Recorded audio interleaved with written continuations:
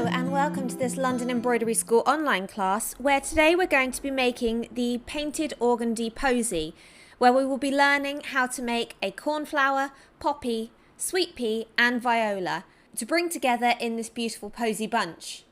We will also be learning about how we can paint up the organdie to make the flowers more realistic or to better suit our colour themes. So let's have a look at the items we're going to need to work with today. First of all, you're going to need one of our little kits for this class, which will include your organdie. It has your millinery wire in it, your white cotton thread, along with a sewing needle, and your template for the flowers that we're going to be making today. In addition to the kit, from your own supplies, you will also need some watercolour paints. As mentioned, we're going to be staining all of our flowers to a more realistic look for them, so we're going to need to do that with our paints. If you don't have watercolours but you have gouache, that is also suitable. It needs to be a lightweight paint. To apply that paint, you're going to need some paint brushes, sizes of your choice. I'm going to have a slightly thicker one and a finer one for details, and a palette on which to mix these colours, as well as a little water glass. You're going to need some thread snips, but you're also going to need something to cut your wire. I'm going to be using my Goldwork scissors because I'm happy to cut metal with that and then be blunted by the wire. But you might want to use wire cutters or pliers or another pair of scissors that you're happy to be blunted by the process. Finally, you're going to need a pencil and a ruler. So that's everything that we're going to need to get started with. Let's head over and talk a little bit about the theory on which we're going to build our flowers today. The first thing that I want to talk about with you is this really lovely millinery wire that we have here. Now this is really important for making these flowers because this is the base on which we're going to build everything. It is wrapped in a cotton coating, which is important because it means that we're going to be able to stain our stems of our flowers to a more realistic green colour. And that's going to, add a really nice finish to our pieces. So I'd like you to start by cutting yourself a piece that is 20 centimetres long, approximately. You don't have to be too specific. And what we're going to do, all of our flowers are going to be built on a piece of wire a little bit like this. And the theory that we will be using is to have a loop at the top and then wrapping it around itself to secure that loop, so that you have a nice solid base for each of your flowers. Now this may be that we put the petals into the loop or just stitch it onto the loop. Sometimes we're going to be bending it back on itself or bending it down on itself. And sometimes we will turn the loop into a figure of 8 by twisting it and giving it a little bit more body, making it more 3D for the center of particular flower bases. But this loop, twisted loop, is going to be the base on which all of our flowers are built. So just make sure that you get happy making one of those. You can do this around another object. So you might like to use something like your paintbrush if it's got a good size handle on it. If we just take another piece.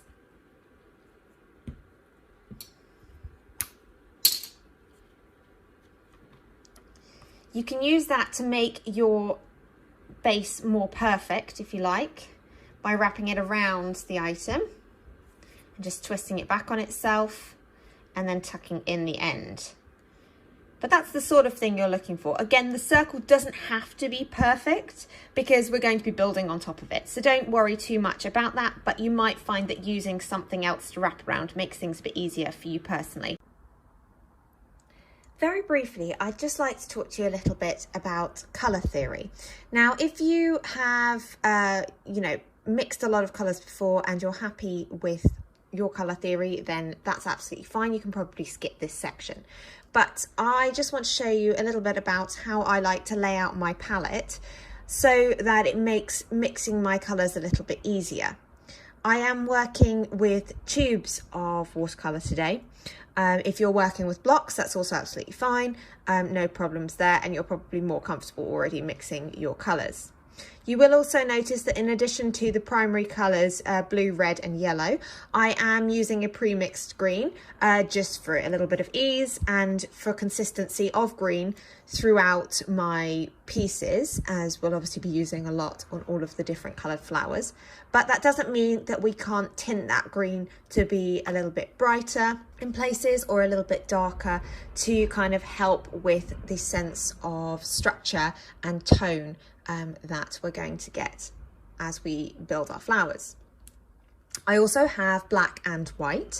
Now with the black and white, we can obviously use the black to darken our colours and the white to lighten them, but bear in mind that when you add black or white to your watercolours in particular, it changes the sort of feel of the colour as well as the depth. So the white tends to make the colours a little bit more opaque and a bit more sort of chalky looking. It doesn't just make them paler, and you can adjust that instead by adding more water.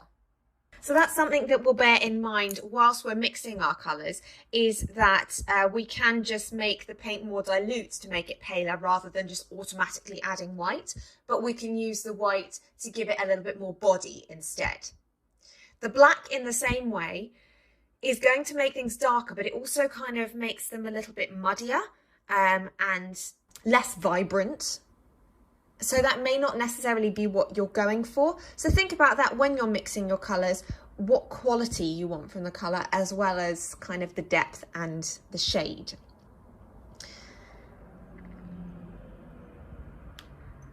Now I've left a few wells in between my primary colours so that I can mix some shades that bring both together. So for example, I'm going to take some of my blue over here and pop that into this well, but I'm also going to go for this well here with some blue, but less so. And then adding in some of my red will make quite a warm purple over here. But if we add just a little bit of red, it's going to make a much cooler purple shade. So you can obviously adjust the shade of your colour by how much of the primaries that you add in. As you can see, I've popped my green between the blue and the yellow, because if you are mixing your own green, then you will obviously want to make that by mixing blue and yellow together.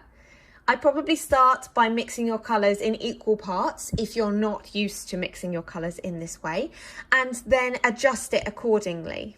Just adding a little at a time, and so then you can see what changes that's making to your shade and whether you're getting closer or further away from what you're looking to achieve. Right, if you bring over your organdie, you will see that the organdie is a woven fabric. It is made of cotton that is treated so that it has this kind of papery feel to it. Because it's a woven fabric, it has a warp and a weft in the weave, which refers to the vertical and horizontal threads that make up the fabric.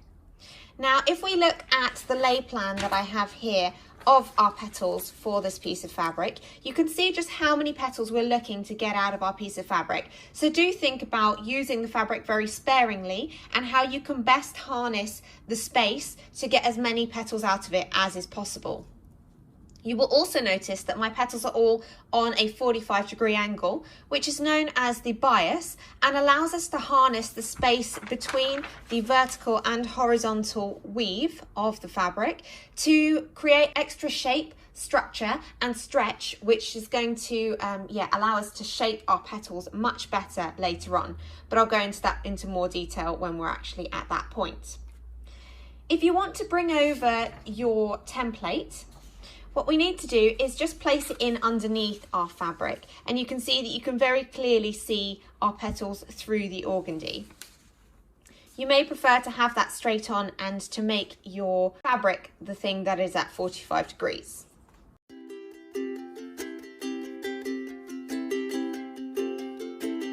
We're going to be starting with our cornflower, so if you want to position that in such a way that you can cut the petal and the base, you will notice on the template it tells you how many pieces of each you should cut to make a flower. So the cornflower starts with just one of each, which is very convenient.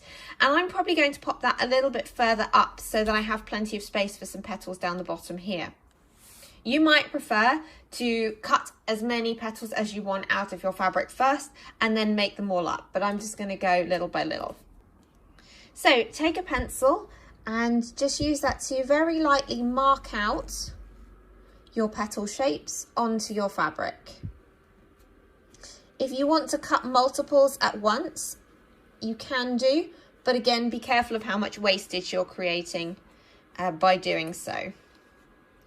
So I'm just going to move this over so that I can pop the base into this smaller space that I have underneath and try and use that up. We're going to be starting with the cornflower, which gives us a more of a rolled flower effect, which I think is quite an interesting effect, but it's quite a simple one for us to start with. I'm referring to it as a cornflower, but you could also paint it up into a pinker tone and make it more of a, I think it's Ragged Robin, but equally, you know, you can play with the colours of all of these pieces as much as you really want. You don't have to try and be naturalistic. With your design lightly traced out, you can then remove the template and start cutting out your pieces.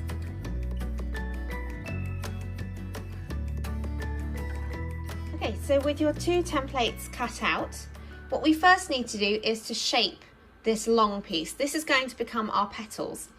And the cornflower is quite clever because it means that we've got the centre is going to be the narrow end and our outer petals are going to be the wide end. But we need to cut them into petals first by cutting down about 2/3 of the depth of our piece and just leaving the base attached so that we can roll it all together and create more of our cornflower look. So we need to cut these triangles. If you want your petals to be wider, then you can make your triangles wider at this point. Or if you want them to be narrower and more random looking, then you can make them that bit skinnier.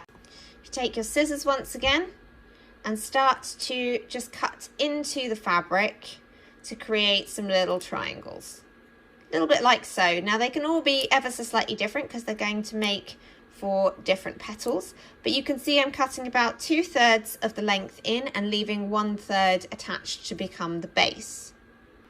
You can vary the angle of your triangles slightly as you go, which will help the petals to just fold out at different angles and create different shapes from one another. Now as we come down into say the last, I don't know, quarter of the width of our piece, these I'm going to make much narrower, really as narrow as I think the fabric can handle, because these are going to become our centerpieces.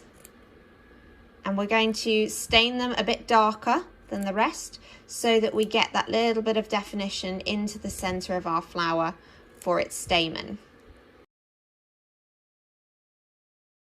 So you can sort of see the change in frequency there in mine, this being our center part and these being our outer petals. So all of this can just go in the bin, all those little tiny triangles that we cut away. So against a surface that you're happy to paint onto, if you want to bring over your paint as well as your petal that we need to paint up here. Cornflowers are usually blue, so I'm going to start by painting up the petals blue. As I mentioned, we want to have it darker in the narrow section, which is going to be our centre. Cornflowers are quite interesting because they're sort of a uniformed palette, so they're quite a good one for us to start with, particularly with this approach. So I'm going to take some of my blue here and just bring that over into another well. I like to keep one well as kind of the pure colour and then mix up my other colours in the wells in between. Now I want to go for a slightly deeper blue than we have here, so which I'm going to do just a tiny little bit of black just to deepen it there slightly and give it a little bit more opacity. But I think I also might bring it up ever so slightly with a little bit of red.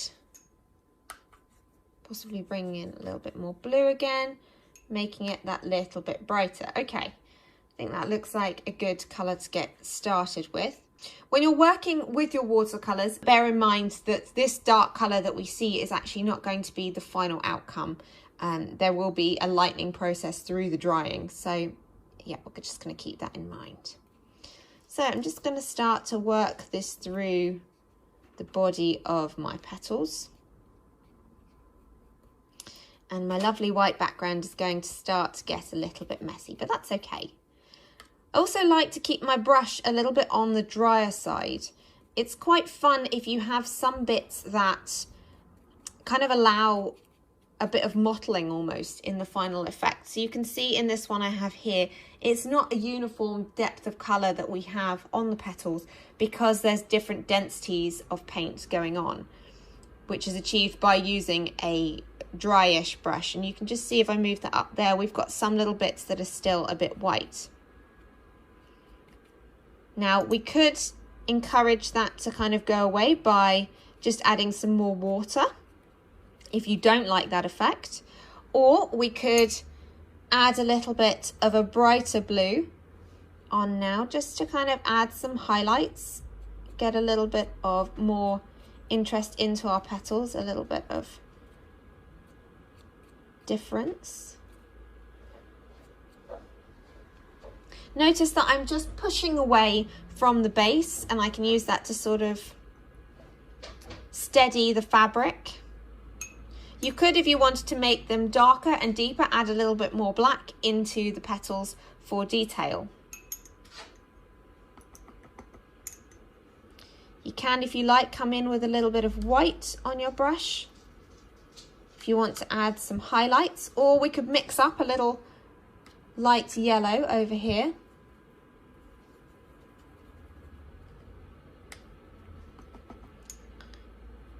To give us that slightly sort of sunshiny effect.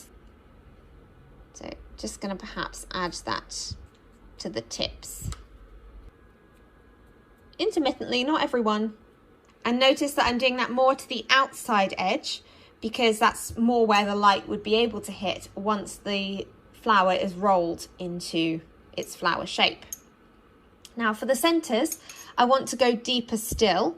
So I think I'm going to take a little more black into this blue. Now I'm pretty much done with it, and make it into more of a navy.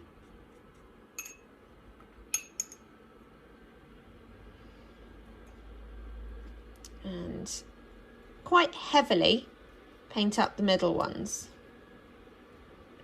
I'm bringing the colour all the way down to the base so that we get a little bit more depth. I might even bring the black in more of a raw form down to the base to give us that depth for the real centre of the flower. And this deeper shade, I think I'll probably bring in a little bit towards the base of the flower, again to add that depth to the petals. Notice how it sort of bleeds upwards through the petals, which I think is really beautiful and something that you only really get with watercolours. It's just allowing the paint to mix up how it wants to and to sort of bleed into itself and allow the colours to mix on the item. It's where it really starts to come into its own. Okay, so very gently, I'm just going to take a little look at that off of the paper. And you can see how much lighter the petals look when it's not holding the full depth of the colour that's gone onto our paper.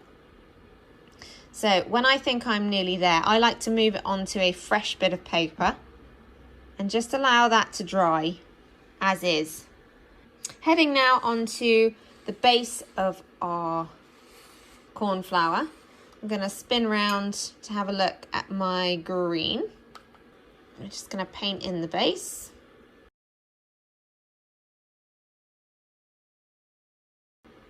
And once again, maybe give it some little white or yellow tinted tips.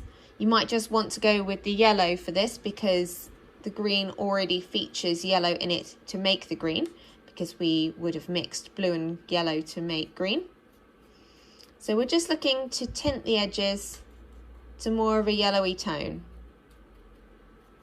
Now this base we create by sort of creating a cup. So the wire is going to go through the center. This circular area is going to create a sort of bulb for the base of the flower, which is going to hide the bottom of our petals. And then these little outer tips are going to come up and around the flower. So they're where the light would hit, and that's why we're highlighting them with a little bit of yellow.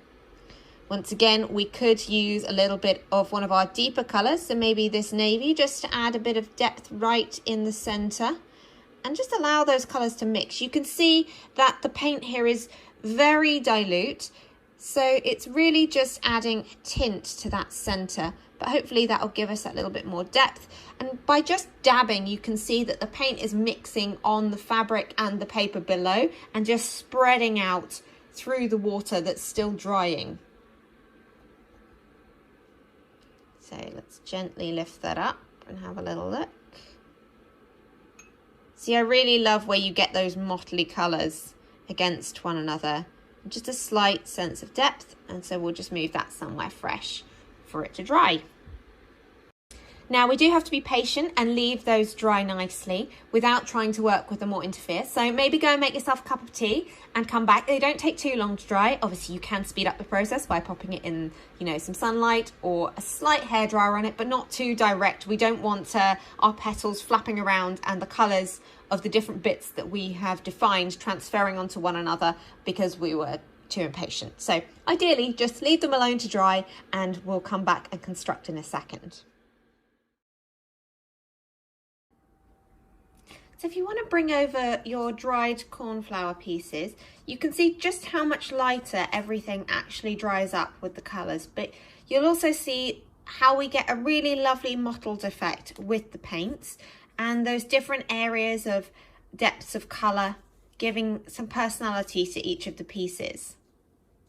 So providing you're happy with the depth of colour that you have, you can thread up a needle with some white cotton. A fingertip to elbow length piece of thread is always good to work with. It's good and controllable. And you'll need to put a little knot into the end. Now, if you need help threading up your needles or on how to make quick knots, we have some pro tips on our YouTube channel on both of these that you might find useful. So do have a look at those. There will be links to those in the description as well as in the upper corner if you want some help. First off, take your wire. Now you might be able to use one of the wires that we just did the demonstration of the technique with, and I'm sure you tried out, or make yourself a wire that's got a twist on the top and you've got a loop that is about 1 centimetre in diameter. Take your threaded up needle and just pass that into the folds of the wire. If there's a little gap that you can kind of push the needle through in the folds, that's great. If not, you just need to go back through your knot so that your knot and thread are caught and anchored to the wire, and then do a couple of wraps around the wire just to anchor that really firmly. I just like to pass the needle through the cotton of the wire wrapping to secure all of that into place. Now that's really firmly anchored. You can pop that to one side, and let's take our cornflower petals. You'll notice that the dark end is obviously going to be our center, and the lighter, wider end is going to be our outside petals. You'll also notice that the side that you painted is ever so slightly deeper in color than the wrong side. So think about whether you want the more muted tones or if you want the deeper colors on the outside. At this point, what we need to do is to start to shape our petals, which we can just do by very gently sort of rubbing your thumbnail up the body of the points. Now this will just sort of shorten it slightly and encourage them to curve, and you can see how they start to curve in on themselves and fold outwards. Now do be very gentle with this. You can see I'm losing a few of the tips here, but that's not too much of a problem, but it is quite easy to just pull one of these clean off, so go very gently. And now we have much more of a 3D piece with all of those petals folding in on themselves and starting to give it some shape. So they naturally want to fold out. So now when we roll, so you want to roll from the other side to encourage them to fall outwards. Starting from the narrow end, the darker end, which becomes the center. Try and keep it as tight as you can at this point, and just roll it by the attached edge until you have something a little bit like so. You can see the petals are starting to want to fold out. We're going to encourage that a bit more in a second, and you've got a nice sort of tight roll going on underneath. So hold that nice and securely and bring back over your wire. We want to place all of that into the wire loop, and that's just going to help to hold everything into place. It's already attached by the thread, so we can now take that up and just use that to go inside and catch all of our layers of organdie and attach it to the wire. So you'll notice I'm going up out through the organdie to hold all the layers together, and then over the wire, passing through the organdie to the other side, and then back into the loop, going through all of those layers, back in and outside of the wire, and work the way around. So we're now going from the center of the flower, catching all of those layers, bringing the needle up above where the wire comes over the flower petals, so that we're creating these loop stitches that go right from the inside of the flower and over the wire and back around again. This is all going to be hidden by our base in a second, so try and keep your stitches tidy, but don't worry about seeing your workings. Okay, so you should have something that the underside looks a bit like that, kind of like spokes of a bicycle wheel, just holding it all together, but it should be quite firm in place now. So pop your needle to one side, and what we're going to do is bend the wire back on itself so that the big sort of twist falls into the center of the flower and then comes away, so that it's sort of, the stem is now centered to its head. Take your base and again sort of pick the paler side, and that's going to be the inside, and right through the center you just want to stab the wire so that we can feed it up. Now if you're having trouble getting that through, you might want to use your needle just to create a hole for you to start with. So you can pop the needle into the center and ease that open. Now if you're doing this in the future with your own pieces and you don't necessarily want to use a cotton wrapped wire, which you may not want to do, then you should be able to just kind of pierce through quite easily. It's the wrappings that make this a little bit more tricky. But once you've opened up a hole, you can then ease the wire through that hole to become the base. Now the base, we're just going to gather up and around the base of our flower, and you can kind of control how much fullness you want there to be. So if you want your petals to be quite short and the base to come up quite high, you can obviously push it the whole way up. Or you can kind of gather it and create more of a bulb by just gathering it by where the triangles start of the petals, and that will create more fullness in the base. You're still using the same thread, it's still attached from the inside. So you'll want to bring that outside of the base and goes into the body of the base pattern piece. Oh, I've caught one of the leaves there. Let's ease that out. Okay, so I've brought my thread outside now. And like before, I'm just going to pierce through the body of the flower and come out the other side and catch just below where one of the leaves is. Now this time, I want my stitches to be as small as possible, like a pin tuck stitch. It literally just comes straight up and goes almost back down in the same spot, but not quite. We're just catching, say, one piece of the fabric, but they're really, really tiny stitches. We want them to be almost invisible. So if we come over to this side, again, I'm going to bring the needle back down through the fabric, almost where I came up, so that my stitch is really tiny, but I'm going to angle it this time to come out at a different part of the base so that I can catch somewhere else where it needs to be caught. Again, just below where the leaves are, and pull through. Back straight down and then angling again for the other side now, somewhere where it needs some attention. Work your way around the whole of the base, just adding more pin tuck stitches wherever you need them to be to secure all of these loose edges as much as you want them to be secured.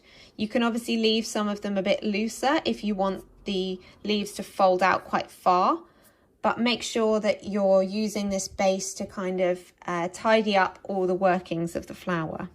One of the tricky things is controlling your loose thread not to catch all of your flower pieces over here.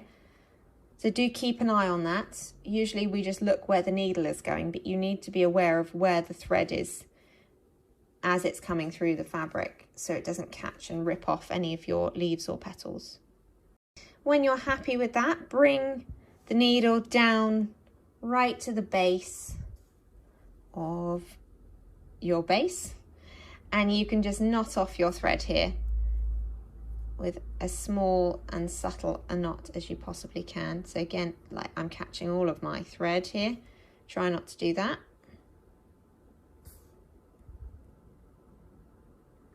Let's make ourselves a very little knot.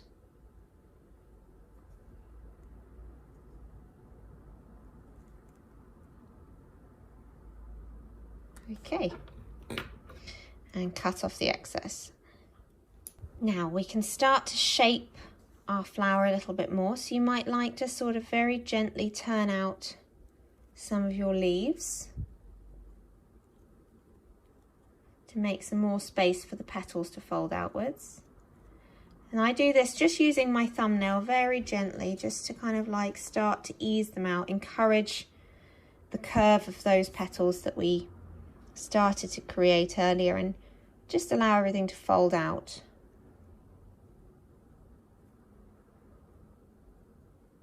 And then we start to expose that deeper, darker center of our flower. You can now put that to one side. I'm pretty happy with the overall look of the cornflower.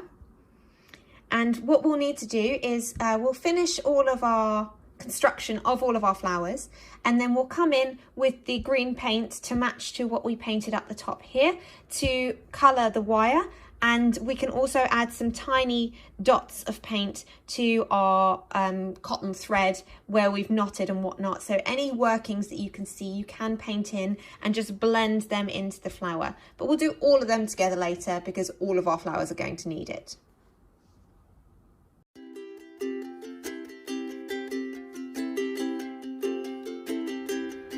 Next we need to cut our poppy parts, for which we actually need one of the cornflower petals as well.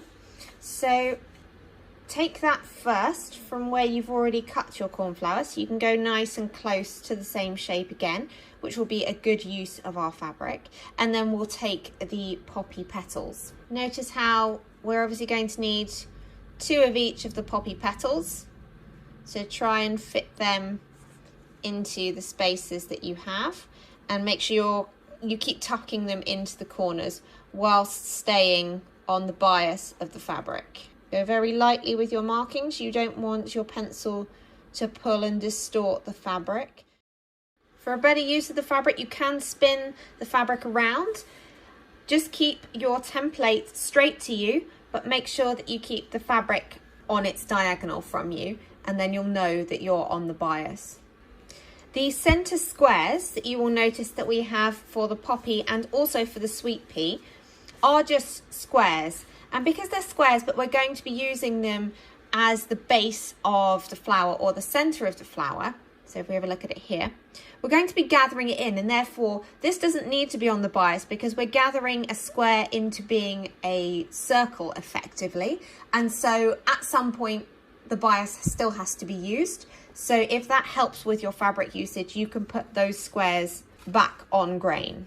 Right, we're back over painting again, and you will notice that I have freshened my water now that we're going to more of a red-based flower, because I don't want the previous blue that was left in the water to muddy the reds as I add them and make them too purpley too soon. I want to be able to control that fully, not just with what was left over in the water.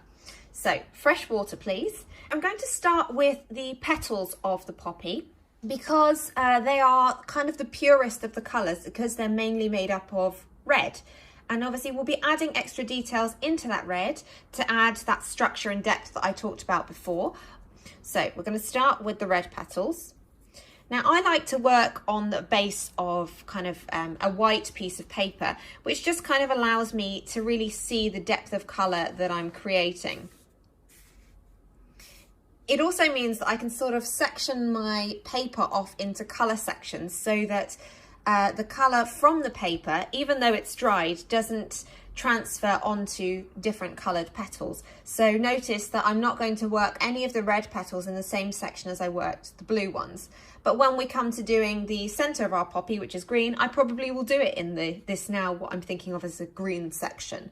It doesn't therefore matter if when I wet the pieces, if any of the colour from underneath on the paper becomes liquid again and transfers back onto the new piece of fabric, because that is always a risk with watercolours. You know, you can sort of reinvigorate them even once they're dry.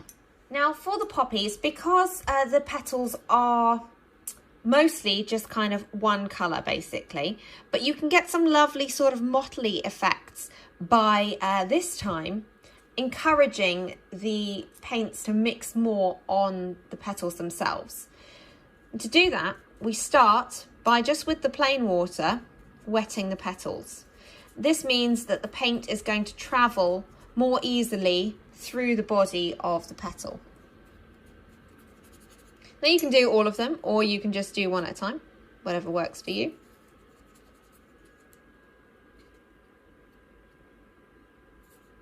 Notice that the organdie becomes more fragile when it's wet, so do handle it carefully and gently, like you would a real petal really. Now I'm just going to dilute my paint a little bit, but I do want my red to be quite strong. The drying process really does lighten up our paints quite a lot on the organdie, and we're working on a white base, so we can afford to go a little punchier, a little stronger with our colours than we actually want them to turn out. Actually, I'm just going to turn that one the right way up. So we're looking at all of our petals the right way up. So remember that the top curvy edges of each are the outside edge, and the inward curving bases are the base of the petal. So that's where we're going to add our deeper colours, is towards the bottom, and we can have our brighter ones towards the edge. Now you can see just how beautiful that is as the paint sort of blooms across the paper and the organdie together. And just sort of by dabbing it on in different densities, we can start to encourage that more motley effect. If you don't like the motley effect, then obviously you can just go with a more even based colour. I'm going to bring that the whole way down. We can just add as we go. There is no real right or wrong with this. I'd really like you to just try and ease into it, allow whatever happy accidents to happen, and just kind of enjoy the paints as they are. What I think is so beautiful about this is because we're working with flowers and their natural forms, there's no real wrong answers here. Can you just see how beautiful that is, just with the pure red on there, and looking at how the paints naturally distribute in the different densities on the fabric. Even just like that, stunning. Also, can we just take a moment to appreciate how lovely it looks as you see the paint sort of seeping into the fabric, bleeding forwards. I think it's just so beautiful. Because I don't know about you, but for me, half of making is the joy of the process. You can really see the beauty in the process, as well as the beauty in the finished item. But for me, it feels so much more, and it is so much more if you are able to really sink in to the process, give yourself up to it, and enjoy that just as much as enjoying the finished product. So with watercolours, you always need to think about the order in which you're putting things down.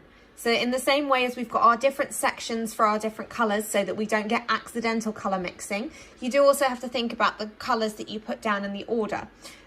So highlights obviously need to go in sooner. And as I mentioned before, any areas that you wanted to stay absolutely white, you just don't add any paint at all. But if you do want to add some lightening to places with white and get that slightly more opaque look, like we might like to do with the edges here, I think I'm going to go in with just a tiny bit of white around some of the edges. If it's looking too harsh, add more water and, you know, allow it to mix on the fabric itself.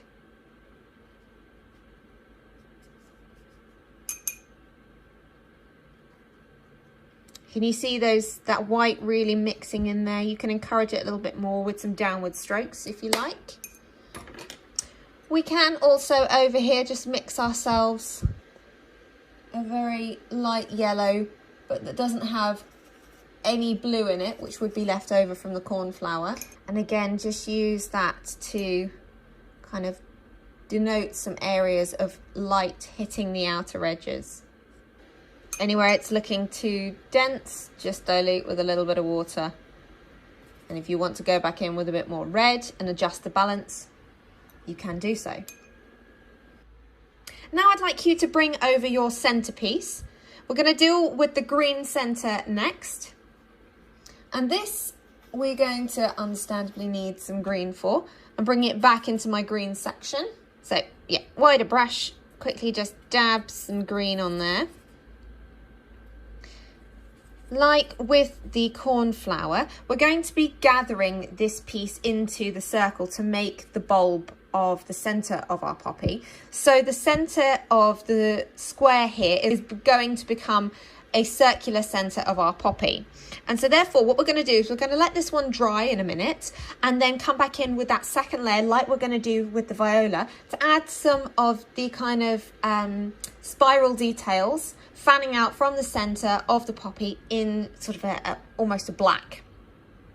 But we need to let this fully dry in order to get stronger lines and cleaner lines. If you want your lines to be sort of muddied and mixed, then you can do that when this is wet. But if you want them to be clean, then you need to wait until the piece is dry. For the moment though, I'm probably just going to add a little bit of shading to the outer edge, again to add to that sense of depth as it travels into the body of the poppy. So this sort of very dark blue we've got going over here, we're just going to dab that onto the corners and let it bleed inwards. Now you can see it starting to travel in, and if you see it traveling in and you're like, I think that's kind of perfect, but it's still going, then you can move your piece very carefully.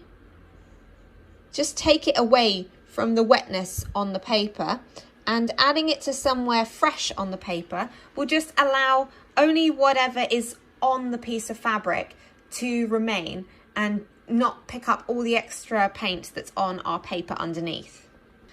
Let's bring back over our centerpiece, and this is going to make all these sort of lovely tendrils that we have in the middle of our poppy. Now we want these to be, I would say, a very dark purple, almost black. So I'm just going to paint that all over.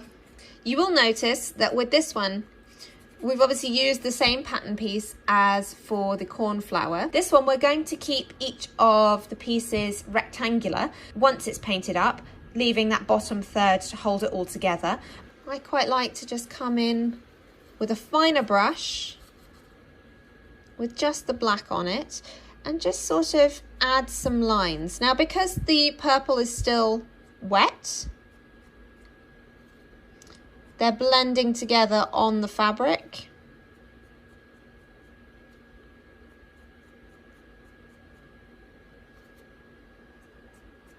Yeah, just a little bit like so.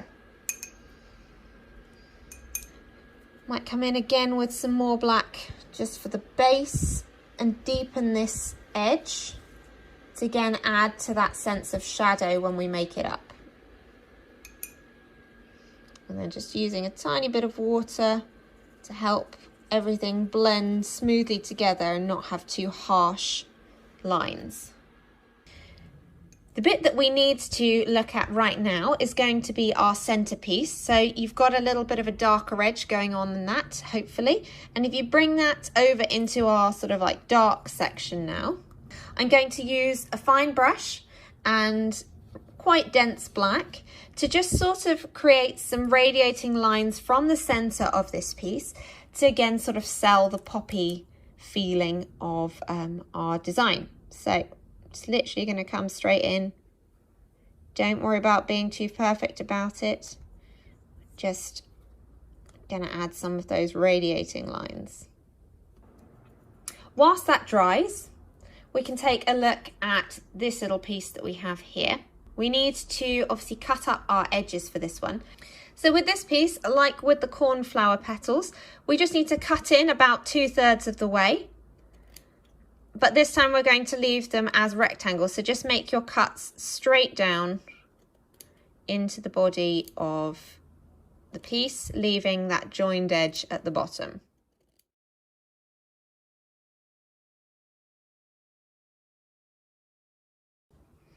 So now you've got a piece that looks a little bit like so. And like we did with the cornflower, we're just going to start to sort of like stroke it almost to shape the pieces and encourage them to start to curve. Do you see that? Go very gently. I can't stress that enough. Bring over all of your pieces for your poppy, and you'll need to take a piece of wire that is about 20 centimeters long and create a bigger loop. You want your head to be about 2 centimeters wide with the twist. Like we did with the cornflower, I'd like you to take your white cotton thread, pop a knot in it and anchor it into the twist of the wire. With the big twist that you made for the loop, we now want to twist that back on itself to make a sort of figure of 8, and that's just going to give a little bit of body to the center of our poppy. You now want to take your center pattern piece and we're just going to start to sort of stretch it outwards slightly. You can see that starts to give a little bit of shape to the organdie, and you can see how easily that starts to happen. And this is because we're trying to form this square into a spherical center. We're going to place that over the wire head that we have created and draw down 2 of the corner points. Then pass your needle through those corner points to start to secure it. And each time you're passing through the center fabric, you want to be going either side of the wire, so you're also securing it to the wire. Once you've done a couple of passes of those first 2 opposite corners, you can then gather in the 2 loose corners and bring them down towards the wire as well. Again, sort of start to pass the thread through those corner points, going back and forth, going either side of the wire, so we're catching that too as we stitch. Now you can push this up slightly to create a little bit more fullness to your center.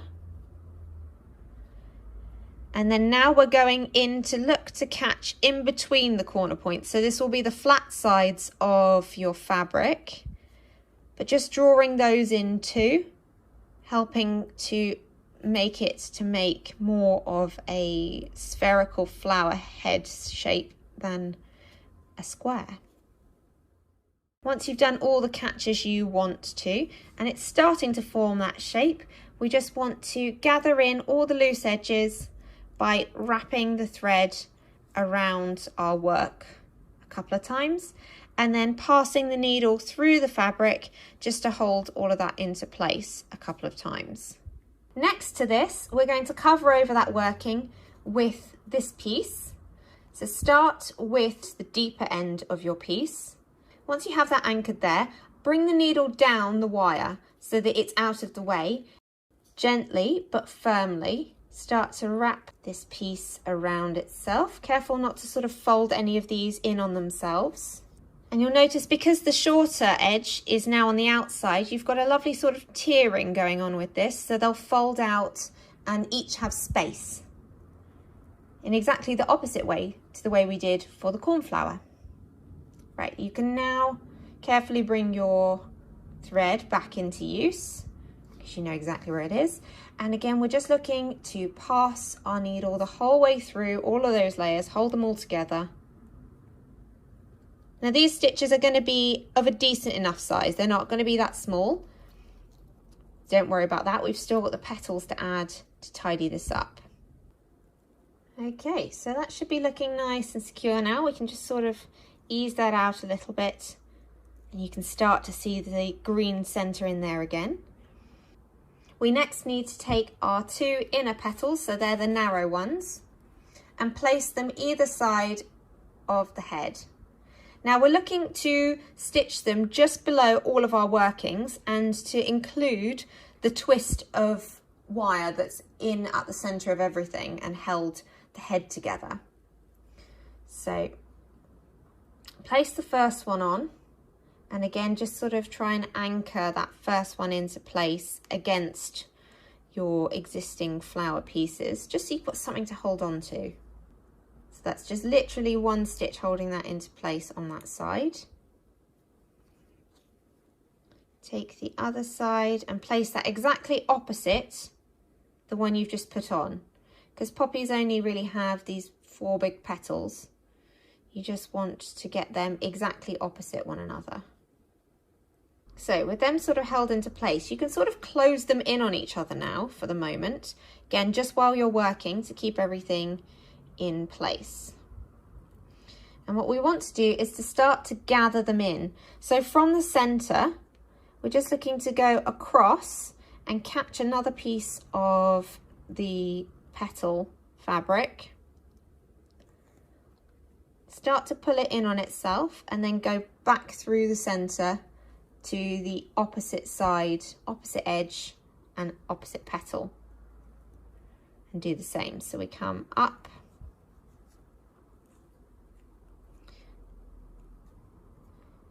go across the petal,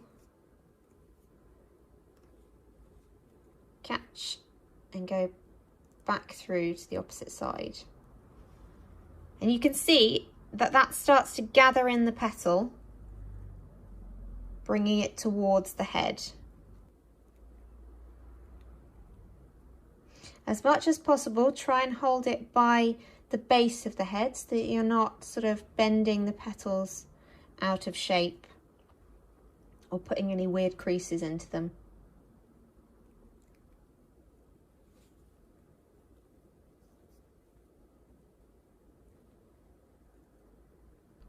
So, should gather in a little bit like so. You can see how much sort of fullness that starts to create, and it should look a little bit like that from the underside. Now, whilst we have easy access to these inner petals and they're secured, so whilst you're holding it at the base, do make sure you're holding it firmly at the base before you do this. Again, just gently draw that thumbnail up and outwards to start to encourage the petal to shape a bit more. You can see how much that sort of starts to give the organdies some really interesting structure, and you start to get this beautiful rippling along the edge of the organdie where parts of it are stretched and parts of it are not, and I just think that that's just stunning. And whilst we're in here, we can sort of start to roll some of these centerpieces in and out on themselves just to get a bit more shaping. Now you can take your outer petals. These, it's sometimes easier to start to shape now because we're so close to being done with our poppies. So I like to do that by using my thumbnail to just sort of pull outwards from the center. You can see how much they want to shape, how much structure that gives them. And with just a few pulls, how gorgeous and petal-like the fabric becomes, how much it wants to curve in around that edge. That's the bias really doing its work, opening up the space in between the warp and the weft. So bring in the curved edge, the inner edge, and you're going to place that exactly sort of at 9 o'clock and 3 o'clock to your first two petals being 12 o'clock and 6 o'clock.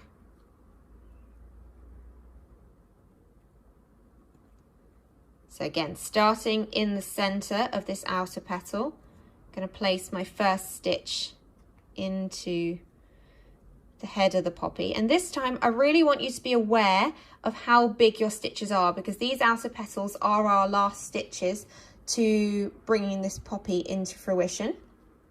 So they are going to be what you see for the finish. Now, as I mentioned with the cornflower, we are going to be able to add a little dot of paint anywhere we can see white cotton thread when we paint up the stem as well. But you don't want to have excessive amounts of, tidying up to do if you don't need to. So really try and make those stitches as tiny as possible, coming straight up through the fabric, straight back down almost on the spot, and gather it into the head.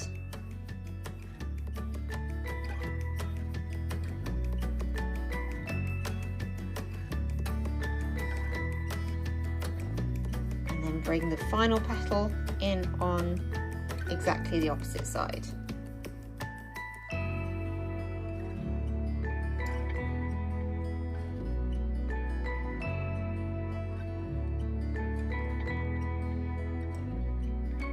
When you're done, once again, just create a little knot to finish your thread and cut off any excess.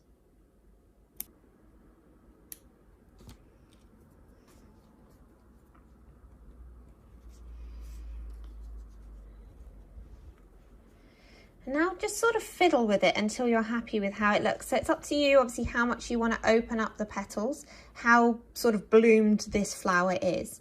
Is it quite tight and sort of like freshly opening, or is it in full bloom with its petals really full and open? So you're left with something a little bit like so. So the underside should be really quite tidy. You should be able to see hardly any stitches there. We've just got our one knot to finish, which we will paint in with a tiny little dot of red in a sec, and then we'll paint up the stem.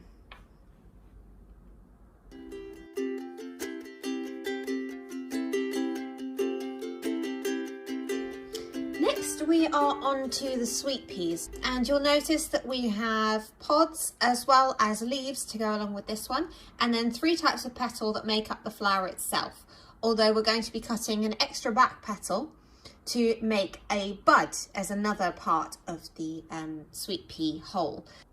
Again, taking note of how many there should be cut of each. If you want to start tracing them out onto your organdie fabric and start cutting out your pieces. Back over to our paints. Now I have all my pieces laid out by their type. So we've got our back petals, our middle petals, our front petal, our bases, our pods and our leaves. The pods and the leaves are going to be on the fold, so they just sort of fold down the middle so that you can kind of see the overall shape. So just bear that in mind. And that becomes important for the pea pods, because then we can sort of, using the paint, create the illusion of peas inside, if you think about them as folded, and then the little peas would sit into here. So we're going to start with painting up the petals first. I'm going to do my sweet peas in lilac. Sweet peas come in lots of different colours, so you can really experiment with this if you want to get creative. But that's the area that I'm going to start with, and mine are going to be lilac. Over in this well over here, I need to mix myself a nice purple that I want to work with. Probably going to start off with a little bit of water there. Again, I've got a clean dish of water to start with. I like my sweet peas to be on the paler side. With these, what I really like you to think about when you're painting them up is having those colours really blend from one to the other, and the effect of that when we bring them all together as a multi-headed piece, as this one is. So we've got our bud, we've got our leaves, we've got our pods, bases, and the whole flowers. Now with these, I think you can really encourage lots of sort of variation in the depth of colour for the sweet peas, because there's so many different types of them out there. Whatever you do isn't really going to be wrong. It's the middle petals that I'm going to go in with first. And just sort of adding the lilac pretty much all over. These two are a pair, so they're going to intertwine to make one flower. And then I'm going to pop a little of this just in towards the bottom of the back petals. And in a second, hopefully that will bleed up a bit further. Then I'm just going to mix myself a reddier lilac for the body of that back petal and to add as details to the other ones. So colour a little bit like so would be good. Let's add that up the top here.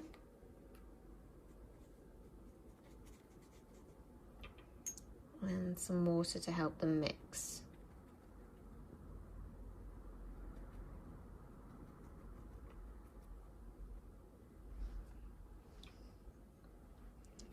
And then just a little of this red for that edge. It's just going to help it all tie together.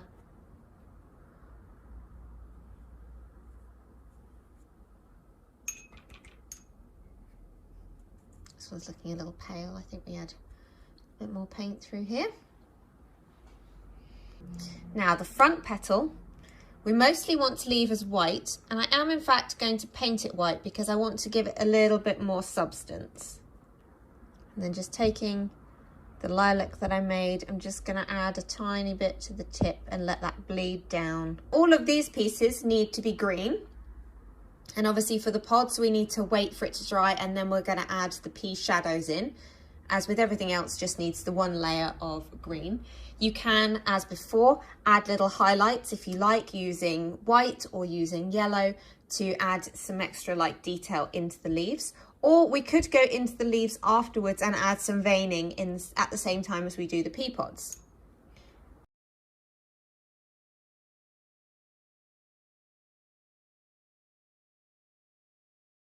I'd like you to take the pea pods and fold them in half down the center, a little bit like so, squeezing them nice and tight. And if you give them a little stretch, they just start to curve. Do the same for the leaves. Now, taking our fine paintbrush, we can just come in with a more condensed green. On the leaves, just starting from the bottom, just pop a very delicate line through the center and a couple of little fans out just to create a little bit of definition. Do exactly the same for the other side.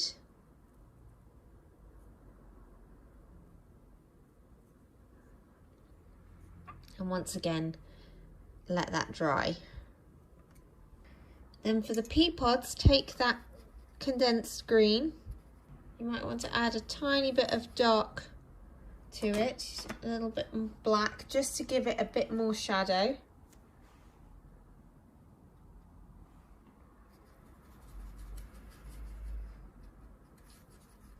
I like to use the bigger paintbrush so that I can make fewer marks. Just make a smooth circle shape to act as a pea on the inside. If you flip that over, you can then add in the same to the back. With your leaves still drying, we can start working on the flower heads. So take a piece of wire that's about 20 centimeters long. We'll start with the main flower first.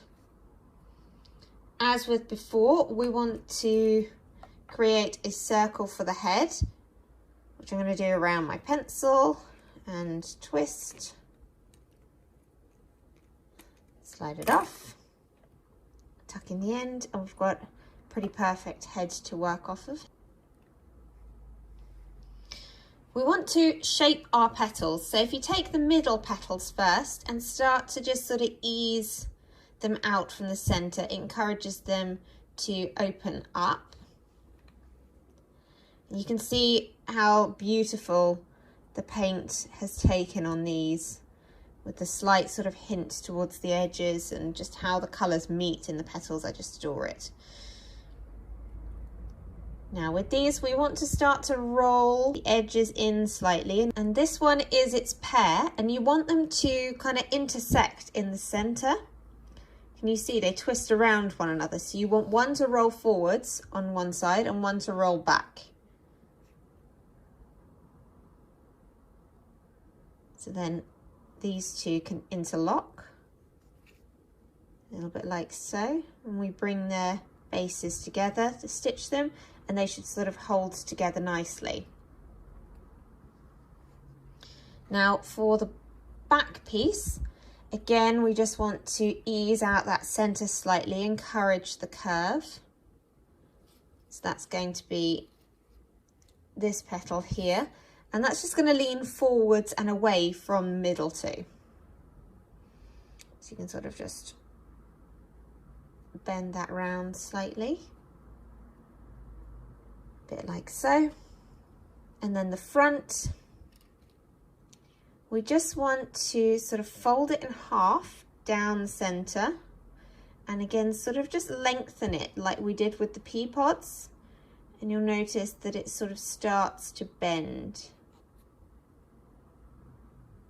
back on itself, so you get like a slight ridge because of the fold, and then it bends back on itself a little bit like so.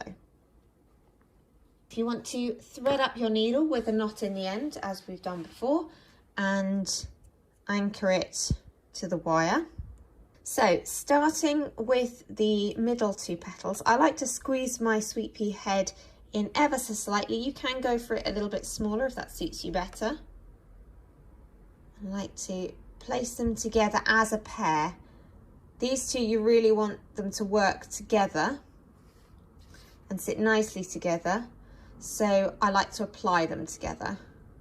We are just looking to stitch the petals against the wire, looping around to hold them into place, and going through both petals in the center at the same time to hold them together in place in relation to one another as well. Now we can take the back petal, place that over the top of the work that we just put in to the middle ones. So this is going to go over the top of the whole head and start to cover the twist of the wire.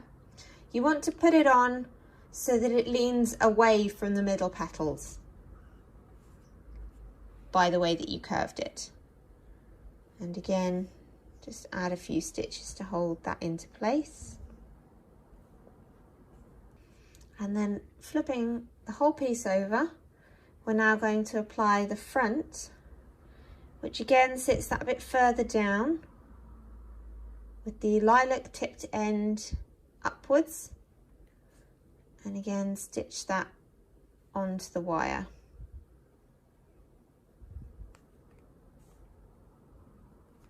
Starting to look distinctly sweet pea. Now we need to take one of our bases and again stretch this open. Take your needle into the center of the base and use it to open up a bit of a hole.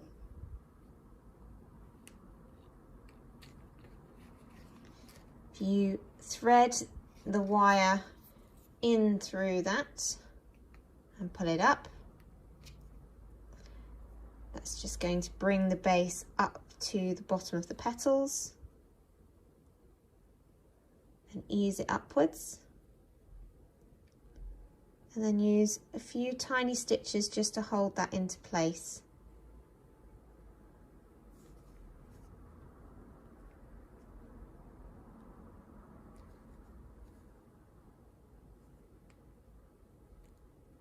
If you like, you can cut down from the points of the base to encourage it to open up further, or you can leave it just gathered and pointed up at the base of the flower. You can end off your thread. We will just add a little dot of green paint onto the knot when we come to that at the end. Now, if you bring over your leaves, which are hopefully dried, coming about a third of the way down the body of your stem, I'd like you to just make a little fold of about a centimetre, centimetre and a half, and one going the opposite way. So you have something that looks a little bit like so. And then take the rest of the stem and pass it over the other two just to help to hold all of that together. And then bring that as tight as you can. That's going to be our base for our leaves. As before, you just need to anchor your thread into the wire. And then taking your leaves, open them up at the fold and place the fold, or place the wire into the fold. A little bit like so. And then just use a couple of stitches to hold that into place. Ideally, if you can go through the wire, when you're ready, come over to the other side and add the other leaf.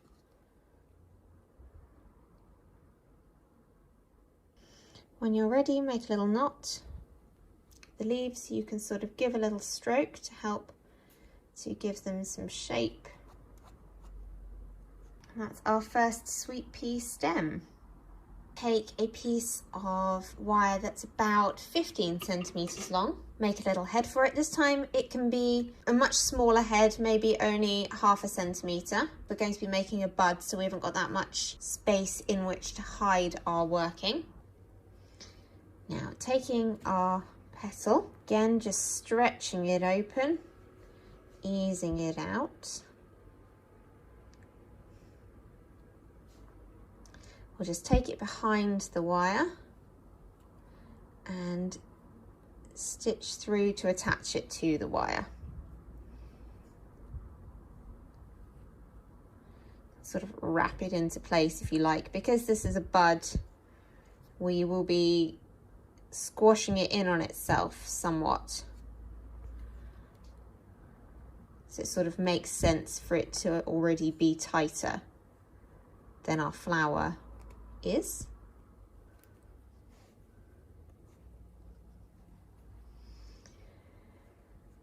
Now, if you want to fold your petal in on itself, like it hasn't blossomed yet, and then what we want to do is just add a couple of stitches just to hold it into place. So I'm going to put them right through the tip of the petals here, just to hold that down towards the wire. You might want to put one into this side to control that edge, or you might want to leave it open like it's in the process of unfurling. With that in place, again, grab your base, make a hole in the center, and feed that up to the bud.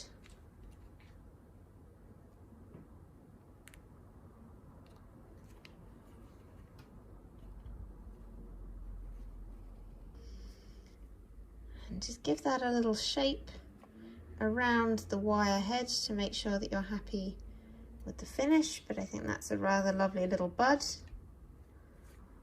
Right, I'd like you to do the same as last time. So another piece of 15 centimetre long wire, but this time I'd like you to apply your pea pod to the end. So the final thing that we need to make are the tendrils for our sweet peas. And this is definitely easiest if you've got something that sort of tapers to wrap around. So something like your paintbrushes will be great, but you might also have a stiletto or something like that from your own sewing supplies that would be suitable, or some pencils, you know, that taper down, that are just going to give you a nice sort of tightening spiral. So another piece of wire that is about 15 centimetres long. And if you just want to gently start to wrap that around your paintbrush, You want the end of the wire to be at the narrow end of the item that you're wrapping around, because ideally what you want it to do is to be tight at the end and then get gradually looser working into the stem. So once you've done a few wraps, you can take that off of your item and then just fiddle with it. You know, if you want to tighten it, then, you know, screw it a little bit tighter, and you might want to open some of these up. But these are obviously the little bits that like reach out and grab onto other plants. So they always look a little bit spindly, a bit uneven, depending on what they've already grabbed onto. So that's how we make the tendrils. All that's left to do now is to put it all together. Now, you may want to add more than one flower head to your piece. You might want another set of leaves, or you might not. This you can really play around with. When it comes to constructing your sweet pea, you want to start at the top, which is most likely to be your flower head with the leaves. After that, when you add the next piece along, you just want to start to wrap the piece around the original wire. So make sure you're not going to squash any of your existing elements. So I am avoiding the leaves here. Just gradually wrap your way down. Then we can twist that so that it sits at a better angle, but we can fiddle with everything. Towards the end, I might add the bud next.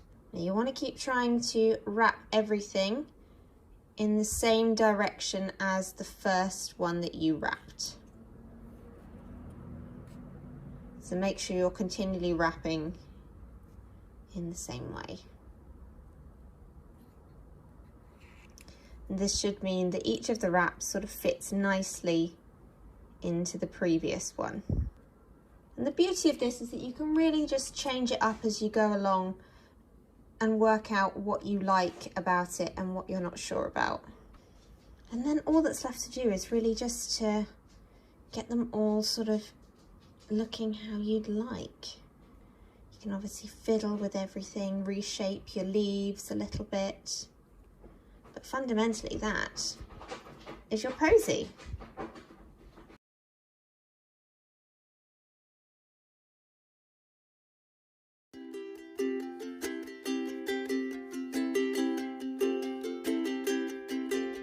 Once again, we're back over here cutting out our viola parts.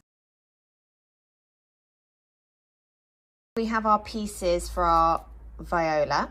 So I'm just going to organise them into the size of petal that they are, because with the viola, what we really want to do is to try and sort of get the different qualities of those petals through the way that we paint them. So unlike our other flowers where most of the petals have been, you know, all of one sort of main colour, with the violas, we're really going to define the different petals by how we paint them.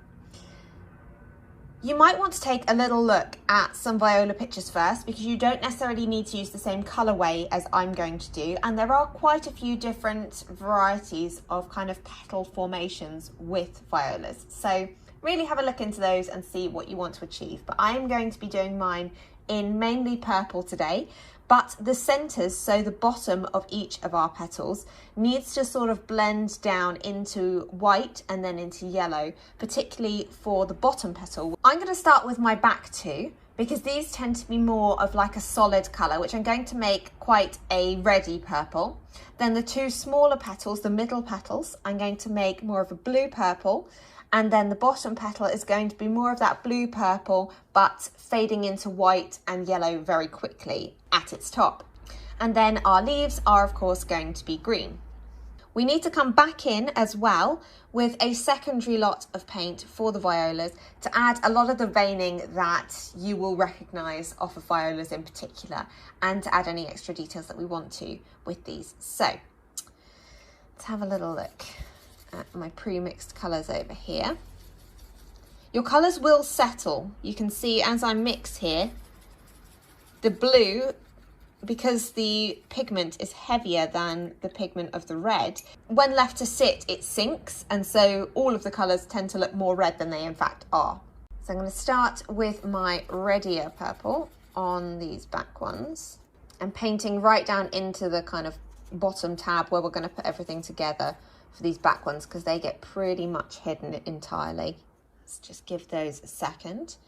And then with this more blue-based purple, I'm going to paint the middle ones, but I'm going to leave the bottom heading into white. So start at the upper edge, the outside of the petal.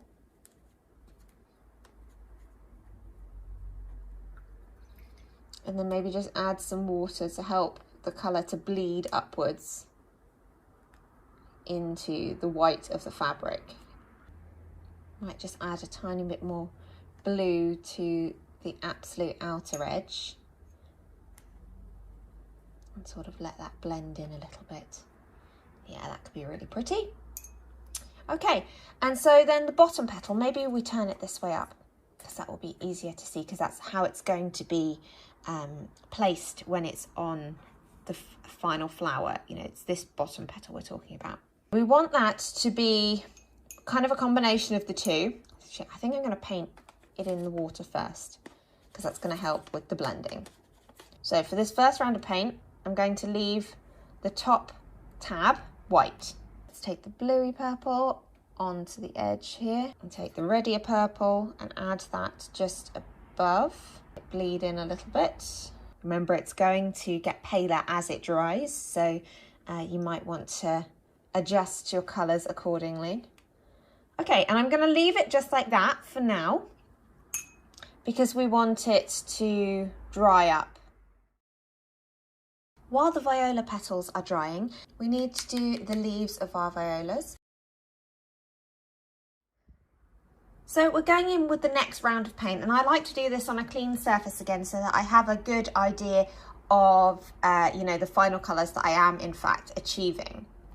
And so I mainly want to go in with a little bit more blue around the edges, particularly of these middle ones, but also adding the yellow to the top or the centre of the bottom petal. Before we put the dark in, I am just going to pop in the little bit of yellow that needs to go onto the bottom here, just so that any dark pigment that goes into the water doesn't sort of dilute our yellow, which we want to be good and strong and clean. So that also needs to dry. We need to make sure we don't add any black into the bottom one yet. So picking up this sort of black navy that I've got, I'm going to start to just add a little bit of veining in through here. Don't have to have too much rhyme or reason to this. So I'm going to add a little of that dark into one of my pre-mixed purples, just to soften it up ever so slightly for the back petals because their veining is a little bit more subtle. I think I might also like to come in just with a little bit more blue around the edge of the petals. So I'm just going to add a little bit through here.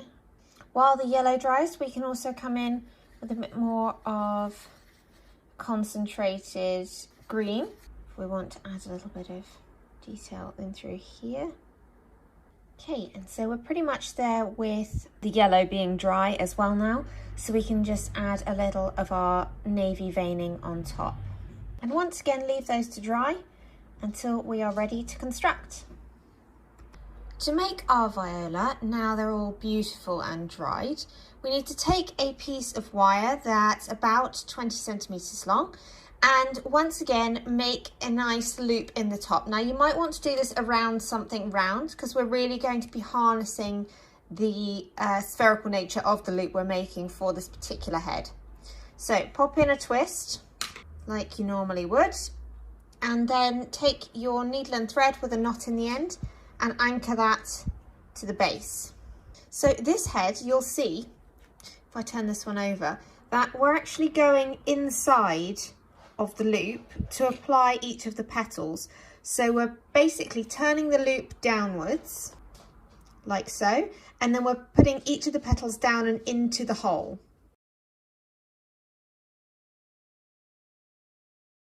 We're going to be starting with the back ones, which is going to be these two, and we need to, as always, slightly shape them first. So I like to just give the middles a bit of a stretch.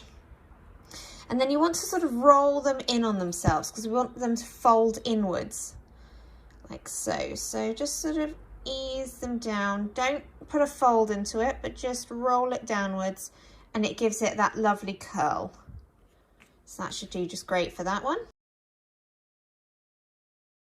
Now these two, you can see they've got their little tab on the bottom, and that's what needs to go down and into the loop that we've made in the wire.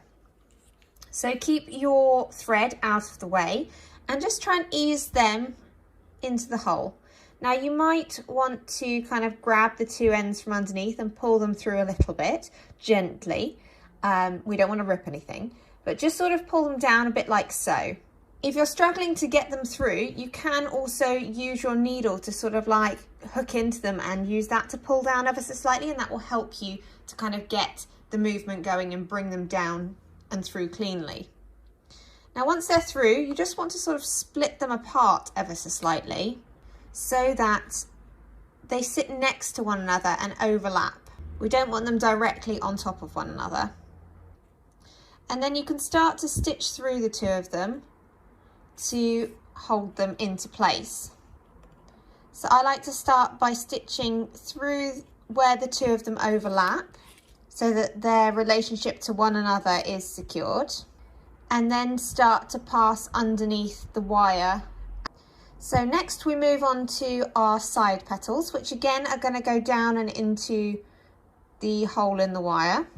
And we want them to press outwards. These, again, we want them to roll in slightly. You probably should shape them first. I'm getting ahead of myself there. Let's try and do it right with this one, see. Let's give it a little shape before we try and put it in.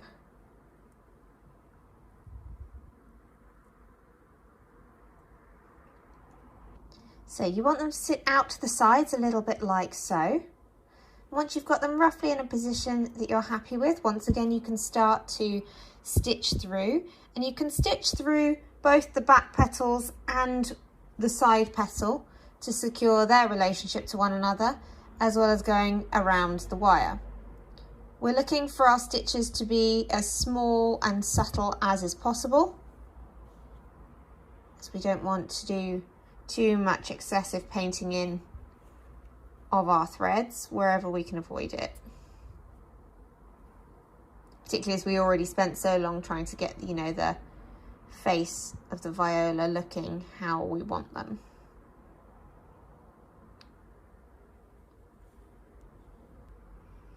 And finally we need to put the bottom petal on. Again, let's shape this a little bit first, ease out that middle, roll up the edges and roll in the edges. This one, it sort of turns down on itself, so we'll adjust it a bit more once it's in place, but we basically just want to feed that tab through the hole, and this is where it can be easier to sort of use the needle to pull the tab through.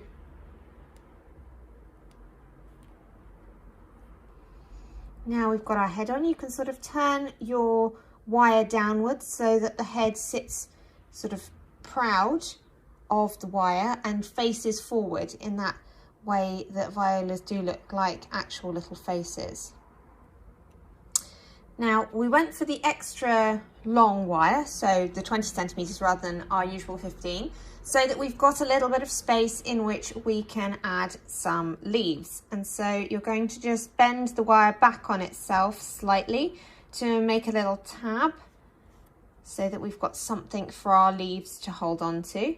Go one way and then the other, and then pass the wire down through the middle to help to hold it all together, and bring the wire back to being in the center in relation to the head.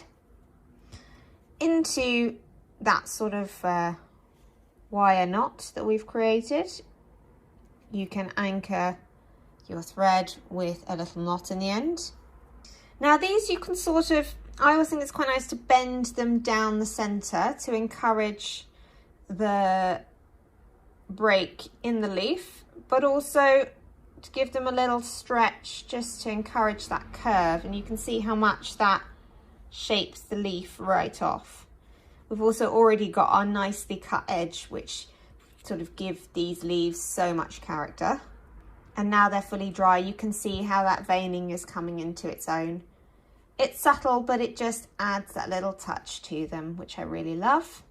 Bring one of your leaves over and into the little wire divot we've created. We want to wrap the end of the leaf around it and start to stitch it into place. If you have a little loose tab at the end of your leaf, you can just use your thread to wrap that into place to sort of help to bring it to the wire, because we're going to be painting our wires up in a second as we're almost there. When you're happy with how all of that is looking, again, just knot off your thread. And there we have our little Viola. I think they're so sweet, their little faces. I'm also going to paint up the other flowers that I cut, the second round of each of the ones that I wanted to make more of from my excess fabric. So we're just going to skip through that quickly, as you've already seen me make all of those, but I might change up the colours a little bit of what I used for those flowers to give us a bit more variety in our final posy. Bringing all your flowers back over now, you should have what's starting to look like a really beautiful posy. Last thing we need to do is to paint up all of our stems, but this is also an opportunity for you to touch in any bits that you want to add any extra colour to.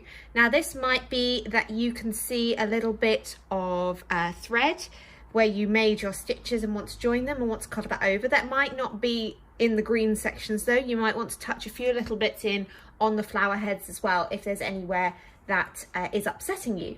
But you know, don't be afraid to go in and add some extra colour to the stems. You know, if you want to sort of make them darker at the base than they are at the tip, you know, for the newer growth being a slightly paler colour, for example. And think about turning the wire around as you're working on it. We are working in the 3D here, so make sure you're looking at it from all the angles and using the brushes to really get into all the little crevices. The cotton will take the colour a little bit stronger than the organdie did, so keep that in mind. So I think I'm just going to add a tiny little bit of purple into the back here, just to kind of knock back some of that white thread. You can hold your pieces by their leaves, and I would suggest that it's ideal to have a place already prearranged to lay your flowers to dry. Literally just touching in. Work your way through the rest of the posy and we're basically there. That brings us to the end of today's class. We hope that you've had a lot of fun whilst making these flowers and now feel that you have the knowledge to make armfuls full of these posies. So if you have any thoughts, we would love to hear from you. We always love to hear from our community, and we would love it if we could see how you got on with the class and what you actually went on to make, where you went on to use your beautiful posy. So if you do want to share any of those images with us, you can, as usual, get hold of us on Instagram. We are at London Em School. We are London Embroidery School on Facebook, and you might also like to catch some of our other videos that you can find on the London Embroidery School YouTube channel, also called London Embroidery School. That's all from us for today. We'll see you in the next class.